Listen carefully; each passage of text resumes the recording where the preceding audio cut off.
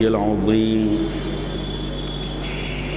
حسبنا اللہ ونعم الوکیل نعم المولا ونعم النصیر اعوذ باللہ السمیع العلیم من الشیطان اللعین الرجیم بسم اللہ الرحمن الرحیم الحمد للہ رب العالمین والصلاة والسلام علی رسولہ الکریم وآلہ الطیبین الطاہرین المعصومین المظلومین الذین اذہب اللہ عنہم الرجس وطہرہم تطہیرا.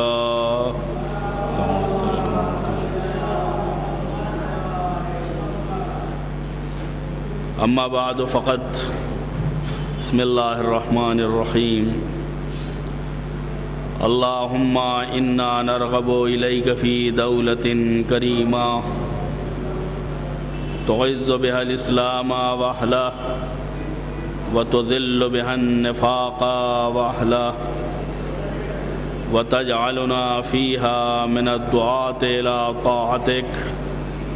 والقادة الى سبيلك وترزقنا بها كرامة الدنيا والآخرة. اللهم ما عرفتنا من الحق فحملناه وما قصرنا عنه فبلغناه. آج کی ہماری گفتگو میں مشہور و معروف ہر روز شب میں پڑھی جانے والی دعائے افتتاح کا یہ جملہ مورد بحث ہے. اللہم انا نرغب الیک فی دولۃ کریمہ. پروردگارا ہم تجھ سے اس عظیم الشان سلطنت اور عظیم الشان حکومت کی دعا کرتے ہیں کہ تعز بها الاسلام واہلہ، جس کے ذریعے سے اسلام اور مسلمانوں کی عزت میں اضافہ ہو. وتذل بها النفاق واہلہ، اور منافقوں، نفاق اور اہل نفاق یعنی منافقوں کی ذلت میں اضافہ ہو. وتجعلنا فيها من الدعاة الى طاعتك والقادة الى سبيلك. پروردگارا اس حکومت میں ہم کو اپنی اطاعت کی طرف دعوت دینے والا اور اپنے راستے کی طرف قیادت کرنے والا قرار دے. وَتَرْزُقْنَا بِهَا كَرَامَةَ الدُّنْيَا وَالْآخِرَةِ، اور ہمیں دنیا اور آخرت کی کرامت عنایت فرما. اللہم ما عرفتنا من الحق فحملنا. پروردگارا تو نے جو حق دکھلایا ہے اسے حمل کرنے، برداشت کرنے کی طاقت عنایت فرما. وما قصرنا عنہ فبلغنا، اور حق کی جو مقدار ہم تک نہیں پہنچی ہے اسے ہم تک پہنچا دے. کئی دنوں سے ہماری گفتگو اس عظیم الشان حکومت و سلطنت کے تعلق سے ہو رہی تھی کہ جو ایک عالمی عادل حکومت کہلائے جانے کے لائق ہے. کل بھی میں نے عرض کیا تھا کہ اسلام کا مقصد اس کائنات کے خلقت کا مقصد، اس انسان کی تخلیق کا مقصد، اس پورے سسٹم کے کریشن کا جو مقصد اور ہدف ہے وہ ہے عدالت الہیہ کا قیام، یعنی کائنات میں، دنیا میں ایک عظیم الشان عالمی عادل حکومت قائم ہو جس کے ذریعے سے فتنہ و فساد ختم ہو اور ساری دنیا میں عدل و انصاف کی حکمرانی ہو۔ یہ عادل حکومت کہ جس کے قیام کی کوششیں جناب آدم علیہ السلام کی زندگی سے شروع ہوتی ہیں اور 1,24,000 پیغمبروں کی کوششوں کے باوجود یہ اپنے اختتام اور اپنے کمال کو نہیں پہنچتی۔ اسلام مکمل ہو گیا، دین کامل ہو گیا، لیکن معاشرہ ابھی بالغ نہیں ہوا، سماج ابھی اپنے رسم و رواج کو چھوڑ کر کے اسلامی قوانین کو اپنے اوپر جاری کرنے کا متحمل نہیں ہوا۔ اس کا مطلب کیا ہوا کہ سب نے اپنے اعتبار سے کوششیں کر لیں، چاہے نبی ہوں، چاہے رسول، چاہے 11 امام ہوں اور چاہے اولیاء و صالحین، لیکن جو ٹارگٹ ہے، جو ہدف ہے کہ ہم نے اپنے رسولوں کو واضح اور روشن نشانیوں کے ساتھ بھیجا اور ان کے ساتھ کتاب اور میزان نازل کی، لِيَقُومَ النَّاسُ بِالْقِسْطِ، تاکہ لوگوں میں عدالت قائم کرنے کا مزاج پیدا ہو جائے۔ یہ مزاج نہ صدر اسلام میں پیدا ہوا اور نہ یہ مزاج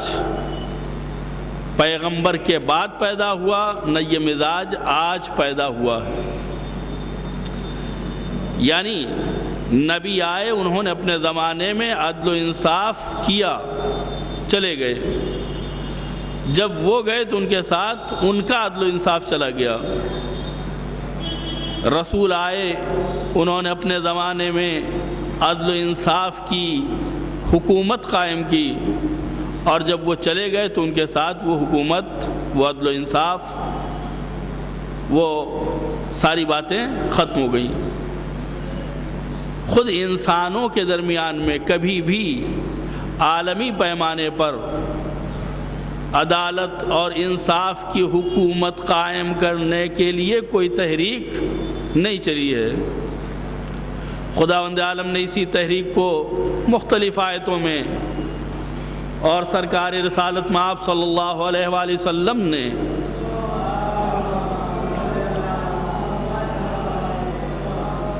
اپنی کئی احادیث میں اس بات کو واضح کیا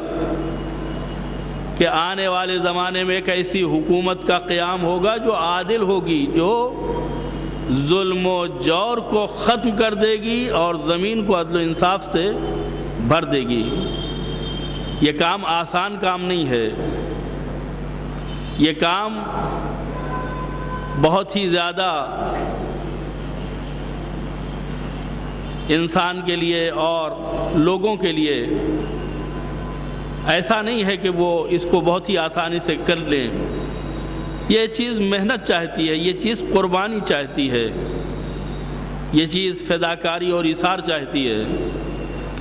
اس لیے کہ عادل حکومت کا مطلب یہ ہے کہ خود زیادہ نہ طلب کرنا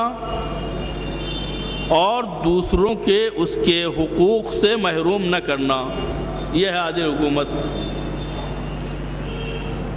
1,24,000 نبیوں نے، 313 رسولوں نے،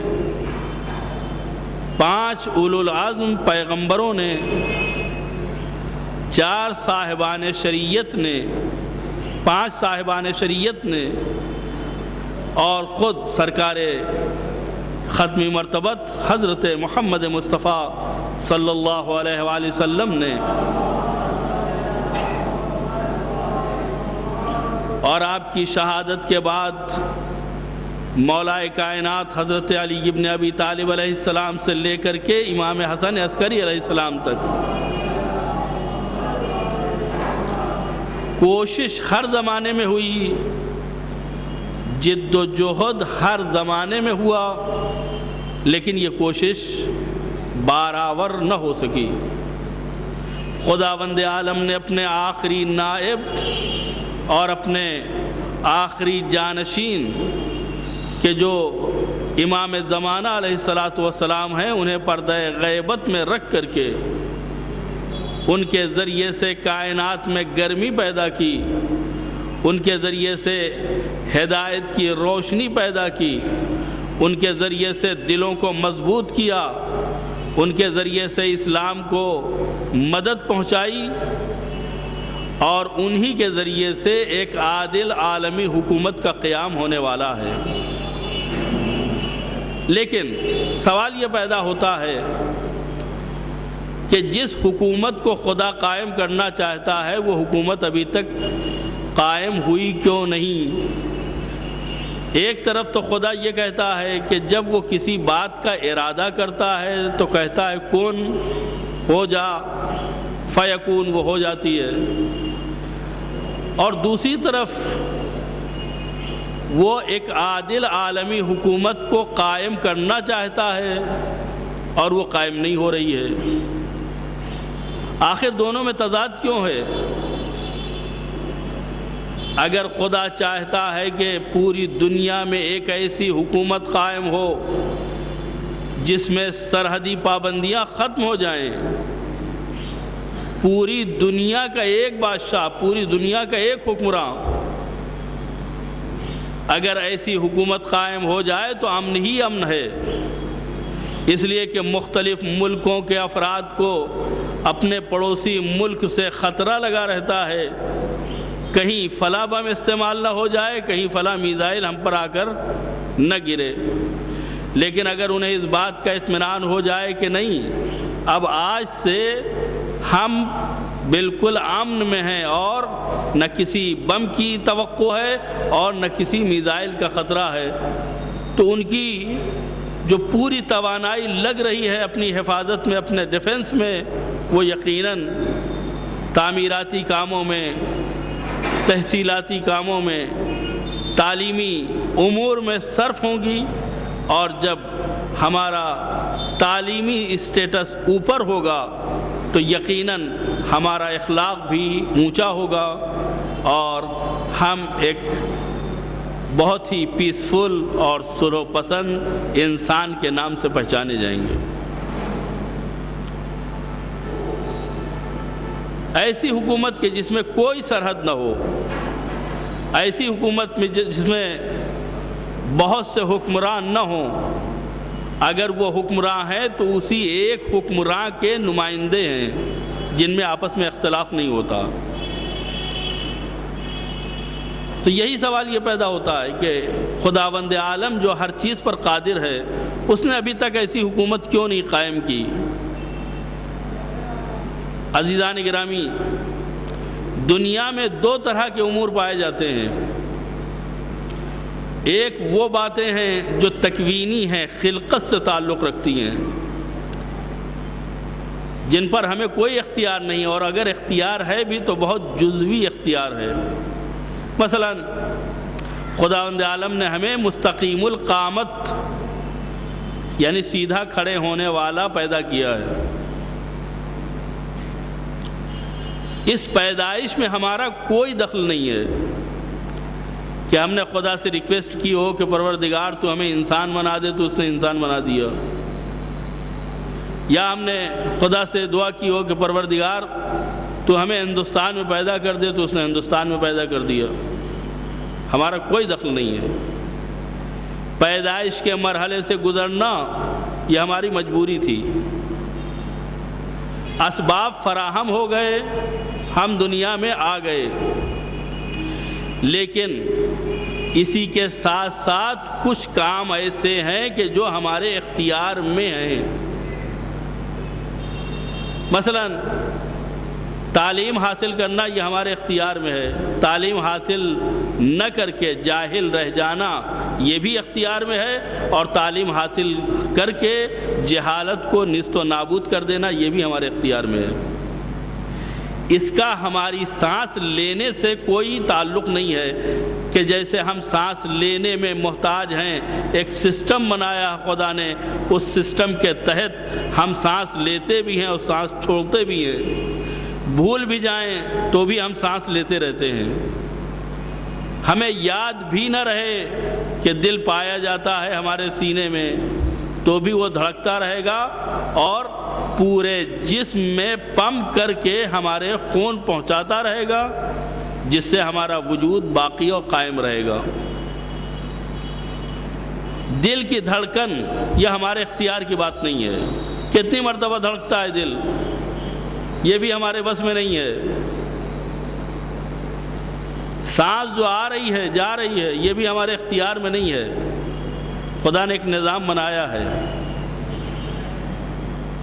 تو یہاں کے اوپر ہمارا اختیار نہیں چلتا ہے۔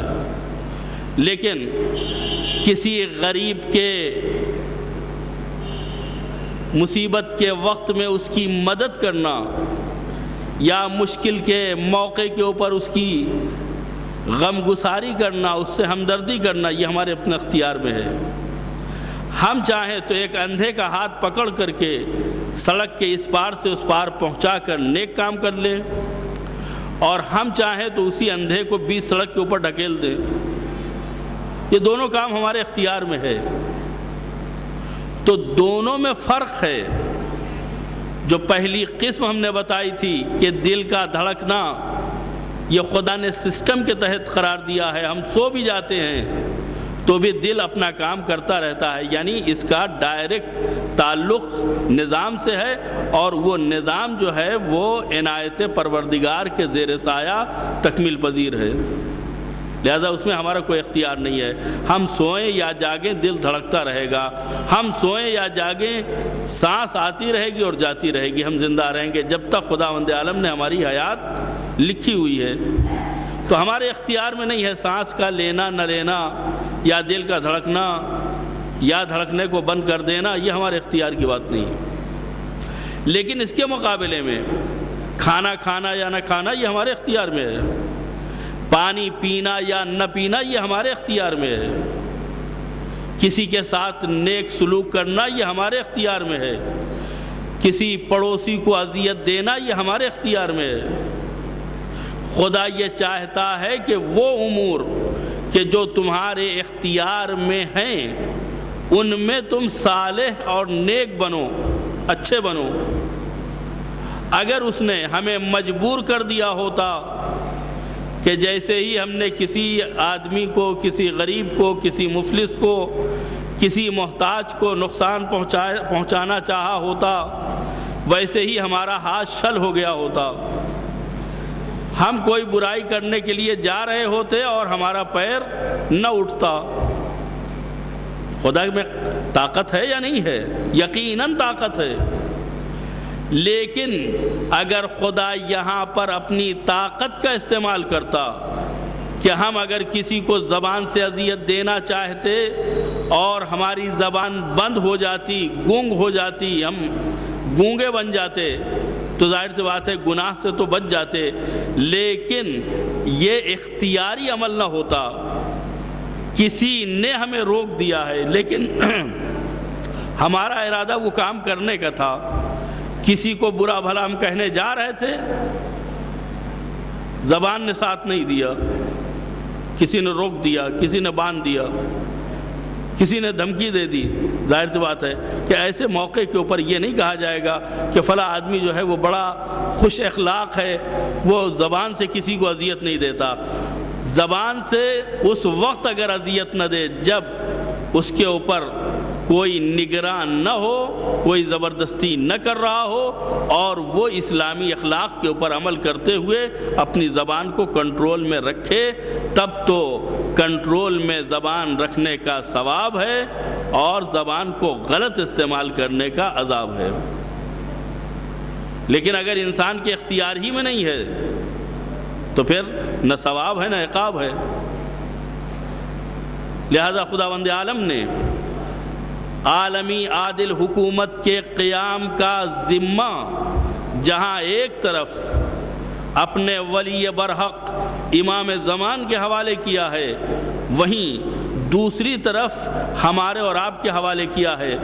اس لیے کہ آنے والا جو آئے گا وہ مقدمات اور مادیات کے ذریعے سے اسلامی حکومت اور عادل عالمی حکومت کا قیام کرے گا، یعنی معجزے کے ذریعے سے وہ اس حکومت کا قیام نہیں کرے گا کہ ایک دفعہ اس نے ارادہ کیا اور پوری دنیا مسلمان ہو گئی،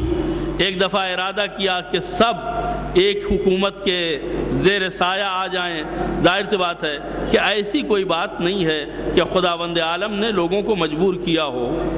اور اگر مجبور کیا ہوتا تو یہ حکومت کوئی ارزش نہ رکھتی، اس لیے کہ مجبوروں کی حکومت ہے، بے کسوں کی حکومت ہے، اس میں کوئی ارادہ اور اختیار نہیں ہے، لہذا خدا نے آزاد چھوڑا، اچھائی بھی بتا دی، برائی بھی بتا دی، نیک باتیں بھی بتا دی، بری باتوں سے آشنا بھی کرا دیا، اس کے بعد اختیار دیا کہ اب تم سوچ سمجھ کر اچھی باتوں کو کرو گے تو تمہیں ثواب ملے گا، اور اگر تم بری باتوں کو انجام دو گے تو تم سے باز پرس کی جائے گی اور تمہیں سزا دی جائے گی۔ تو ثواب یا عذاب کا تقاضا وہیں پر ہوتا ہے جہاں انسان با اختیار ہو اور اپنے عمل کو اپنے قصد و ارادے کے ساتھ انجام دے سکتا ہو۔ ایک عالمی عادل حکومت ایک آئیڈیل تصور ہے، خداوند عالم نے اسے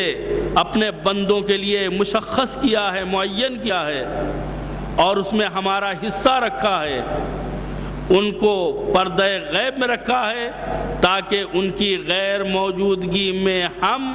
ان کی حکومت کے لیے زمین ہموار کریں۔ تو ہمارا کام ہے ظہور کی راہوں کو ہموار کرنا، عدل و انصاف کی حکومت کو قائم کرنے کے لیے مقدمات فراہم کرنا، اور امام کا کام ہے آ کر کے ہمارے اس زمین ہموار کیے ہوئے مورد کو استعمال کرنا اور اس پر اپنی حکومت کی بنیاد رکھنا۔ اب اگر یہ تصور کیا جا رہا ہے کہ امام کیوں نہیں آ رہے ہیں، تو سوال یہ ہے کہ کیا ہم نے اور آپ نے اپنا کام مکمل کر لیا؟ یہ ایک شہر کی حکومت کا معاملہ نہیں ہے کہ جہاں ہمیں ان لوگوں کی ضرورت ہے، کیڈر کی ضرورت ہے کہ جو امام کی حکومت میں مددگار ثابت ہوں گے، بلکہ پوری دنیا میں ہمیں مومن، متقی، پرہیزگار اور صاحب تجربہ افراد چاہیے کہ جو امام کی حکومت میں ستون کی حیثیت رکھتے ہوں۔ انتظار صرف عقیدہ نہیں ہے، انتظار عمل ہے۔ انتظار صرف ہاتھ پر ہاتھ رکھ کر کے بیٹھنے اور عجل علی ظہوری کہنے کا مقصد نہیں ہے۔ انتظار کا مطلب یہ ہے کہ جو اپنا فریضہ ہے اسے انجام دو، اور جب تک ہمارا کام مکمل نہ ہوگا تب تک امام کا ظہور نہیں ہوگا۔ اس لیے کہ امام ابھی تک اسی لیے نہیں آئے ہیں کہ ہم نے ان کے ظہور کے لیے، ان کی حکومت کے لیے کوئی زمین ہموار نہیں کی ہے۔ کل اگر امام آتے ہیں تو ان کی حکومت میں ہمارا بھی حصہ ہے، ایک خادم کی حیثیت سے، ایک نوکر کی حیثیت سے، ایک سپاہی کی حیثیت سے، ایک انجینئر کی حیثیت سے، ایک وکیل کی حیثیت سے، ایک قانون داں کی حیثیت سے، ایک شریعت جاننے والے کی حیثیت سے اسے متقی اور پرہیزگار بھی ہونا چاہیے، اور اپنی فیلڈ کا ماہر بھی ہونا چاہیے، اور امام زمانہ کا ناصر اور مددگار بھی ہونا چاہیے۔ امام کو ہر طرح کے لوگوں کی ضرورت ہوگی، ہر طرح کے پروفیشن کے افراد کی ضرورت ہوگی، لیکن پروفیشن اپنی جگہ پر، اور پروفیشن کے ساتھ ساتھ تقوی و پرہیزگاری جو ہے وہ انتہائی ضروری ہے۔ نہ صرف تقوی کافی ہے، اس لیے کہ کوئی متقی تو ہوگا لیکن ڈاکٹر کا کام نہیں کر سکتا جب تک میڈیکل سائنس کی تعلیم حاصل نہ کرے۔ کوئی زاہد اور کوئی بہت بڑا عبادت گزار یہ زاہد اور عبادت گزار تو ہو سکتا ہے، لیکن انجینئرنگ کا کام اس وقت تک نہیں کر سکتا جب تک کہ یہ انجینئرنگ کورس نہ کرے ہوئے ہو۔ اسی طریقے سے ایک انجینئر اس وقت تک، ایک ڈاکٹر اس وقت تک، ایک ماہر صنعت کار اس وقت تک امام کی حکومت کا حصہ نہیں بن سکتا جب تک کہ وہ عادل اور متقی اور پرہیزگار نہ ہو، اس لیے کہ امام جب آئیں گے تو ظلم کا خاتمہ کریں گے، اور ظلم کے ساتھ اگر ظالم اصرار کرے گا تو ظالم کا بھی خاتمہ ہوگا۔ اگر ہم ظالم ہیں تو پھر اگر ہم ظالم ہو کر امام کی حکومت کا انتظار کر رہے ہیں تو امام کا انتظار نہیں کر رہے ہیں بلکہ اپنی موت کا انتظار کر رہے ہیں۔ ہماری بات نامکمل ہے، کل کی نشست میں انشاءاللہ میں آپ کے سامنے پورا وہ تصور حکومت جو امام زمانہ کے تعلق سے مذہب تشیع کا افتخار ہے پیش کرنے کی کوشش کروں گا کہ انتظار ایک اہم عبادت ہے۔ انتظار کا مطلب جس کا انتظار کر رہے ہیں اس کے استقبال کی تیاری، انتظار کا مطلب جس کے لیے ہم منتظر ہیں اس کے استقبال اور اس کو خوش آمدید کہنے کے لیے اس کے شایان شان انتظامات ہم اپنے گریبان میں منہ ڈال کے دیکھیں، ہم اپنی کارکردگی دیکھیں، ہم اپنا عمل دیکھیں، آیا ہم نے امام کے لیے کچھ کیا ہے یا نہیں کیا ہے؟ اسلامی حکومت کو قائم کرنے کے لیے کوئی قدم اٹھایا ہے یا نہیں اٹھایا؟ اگر نہیں اٹھایا تو یہ قدم کب اٹھے گا؟ اگر نہیں اٹھایا تو کب یہ قدم اٹھے گا اور کب یہ کام مکمل ہوگا اور کب یہ ظہور ہوگا؟ یعنی جتنا ہم کاہلی اور سستی کے شکار ہوتے جائیں گے اتنا ظہور کا معاملہ تاخیر میں پڑتا جائے گا۔ ماہ مبارک رمضان جو دعاؤں کی قبولیت کا مہینہ ہے، آج ہماری ساری مشکلات، آج ہماری ساری مصیبتیں امام کے غیبت میں ہونے کی وجہ سے ہیں۔ آئیے ہم سب مل کر کے خدا کی بارگاہ میں دعا کرتے ہیں، پروردگارا ساری کائنات سے ظلم و جور ختم کرنے کے لیے، عدل و انصاف کی عالمی حکومت قائم کرنے کے لیے اپنے ولی برحق وارث زہرا امام زمانہ کے ظہور میں تعجیل فرما، ہم لوگوں کو ان کے آوان و انصار میں شمار ہونے کی توفیق عنایت فرما، ہمیں اس لائق بنا دے کہ ہم ان کی حکومت میں کوئی تھوڑا سا حصہ بن سکیں اور تھوڑا سا کوئی کام انجام دے سکیں۔ پروردگارہ محمد و آل محمد کے صدقے میں ہمارے استغفار کو قبول فرما، ہماری توفیقات میں اضافہ فرما، بیماروں کو شفائے کامل و عاجل عنایت فرما، اور جو لوگ دنیا سے گزر گئے ہیں ان کی مغفرت فرما۔ وصلی اللہ علی محمد وآلہ الطیبین الطاہرین المعصومین۔ آپ حضرات ایک سورہ فاتحہ جملہ مومنین و مومنات کے ساتھ مرحوم سید غلام حسنین رضوی کراربی کی روح کو ایصال فرما دیں۔